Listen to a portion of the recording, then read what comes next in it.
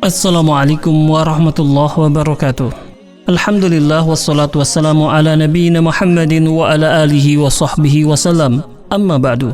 Kaum muslimin yang dirahmati Allah, dalam kehidupan ini manusia sering merasa bangga dengan kekuatan, ilmu dan usahanya. Padahal sebelum lahir ke dunia, kita hanyalah makhluk yang lemah yang Allah ciptakan setahap demi setahap di dalam rahim ibu kita. Bahkan rezeki, umur, amal dan nasib kita telah Allah tetapkan sebelum kita lahir. Dari Abdullah bin Mas'ud radhiyallahu anhu, beliau berkata, Rasulullah SAW menyampaikan kepada kami, dan beliau adalah orang yang benar lagi dipercaya.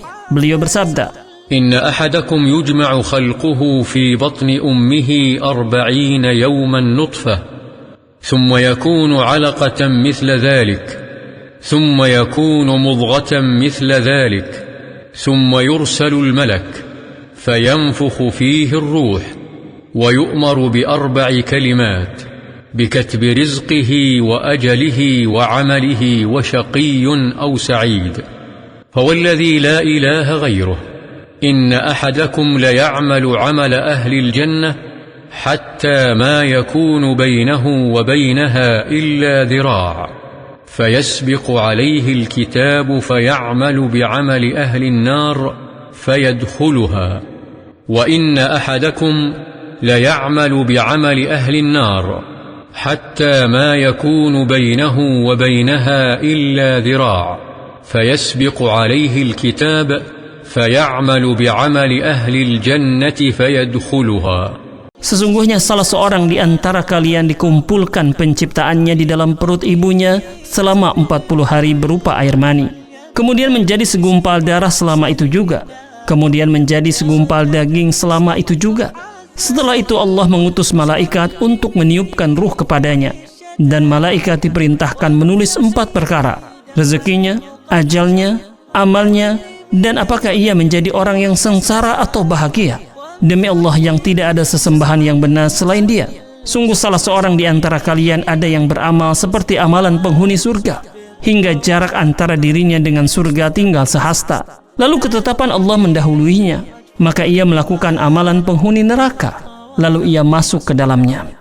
Dan sungguh ada seseorang yang beramal seperti amalan penghuni neraka, hingga jarak antara dirinya dengan neraka tinggal sehasta. Lalu ketetapan Allah mendahuluinya, maka ia melakukan amalan penghuni surga lalu masuk ke dalamnya. Hadis riwayat Bukhari dan Muslim.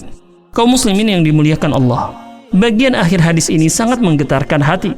Ada orang yang nampak melakukan amalan penghuni surga, tetapi ternyata di akhir hidupnya berubah dan meninggal dalam keadaan yang buruk.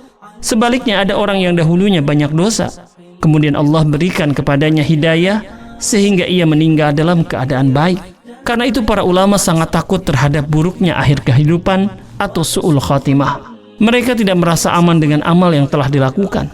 Mereka selalu memohon kepada Allah agar diwafatkan di atas iman dan ketaatan. Nabi SAW sering berdoa, Ya muqallibal qulub, tsabbit qalbi ala dinik. Wahai Allah, zat yang membolak-balikan hati, teguhkan hatiku di atas agamamu ini. Semoga Allah menjadikan kita termasuk hamba-hambanya yang istiqamah, wafat sebagai husnul khatimah, dan dikumpulkan bersama Nabi SAW di surganya. Amin ya rabbal alamin. Wallahu alam. Assalamualaikum warahmatullahi wabarakatuh.